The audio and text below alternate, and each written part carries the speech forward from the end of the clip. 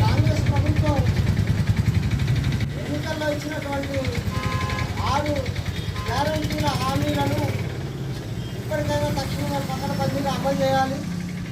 గృహలక్ష్మి, అలాగే ఈ ఇళ్లకు సంబంధించి వాటిని మహాలక్ష్మి అని ప్రతి మహిళకు 2,500 చెప్పారు. అలాగే ఉచిత గ్యాసులు, వీటన్నిటి విషయంలో కొంత ఇంకా పూర్తి కాలేదు. అలాగే కరెంటు కూడా గంటకి కోతలు వస్తూ ఉన్నాయి.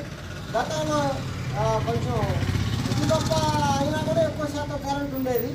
కానీ కాంగ్రెస్ ప్రభుత్వం పాలన 6 నెలలు గడవక ముందే కరెంటు కోతలు పెరిగాయి.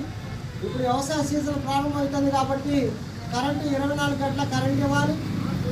అలాగే ఉద్యోగులకు కూడా భద్రత లేకుండా పోయింది. గత ప్రభుత్వ హయాంలో ఈపీఎఫ్ని జీపీఎఫ్ చేస్తారని చెప్పినటువంటి కేసీఆర్ అమలు చేయకపోవడం వల్ల తనని బయటికి పెట్టినటువంటి పరిస్థితి ఉన్నది.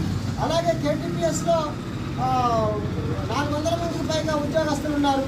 వాళ్ళకి ఈపీఎఫ్ నుండి జీపీఎఫ్గా మారాల్సినటువంటి అవసరం ఉన్నది. అలాగే 1,200, 1,600 మందికి పైగా ఆర్టిజన్లు ఉన్నారు. వాళ్ళని ఇలా వెట్టి సేకరణ చేస్తున్నారు. గతంలో కంటే ఇంకా పరిమాణం పెరిగింది వాళ్ళ మీద. వాళ్ళని రెగ్యులైజేషన్ చేయలేదు. వాళ్ళు కూడా రెగ్యులైజేషన్ చేయాలి. వాళ్ళ పని నుండి కూడా వెట్టి సేకరణ నుండి విముక్తి చేయాలి. కాంట్రాక్టర్లు ఇష్టారాజ్యంగా వాళ్ళని అసలు రేయి పౌలు తేడా లేకుండా ఒక్కోసారి సమయానుకూలంగా కూడా వెట్టి సేకరణ చేస్తున్నటువంటి పరిస్థితి ఉన్నది. దీన్ని తక్షణమే నివారించాలి.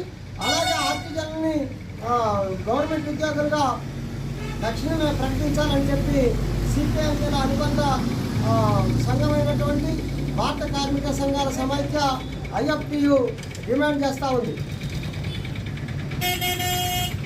For watching. For more updates subscribe to my channel.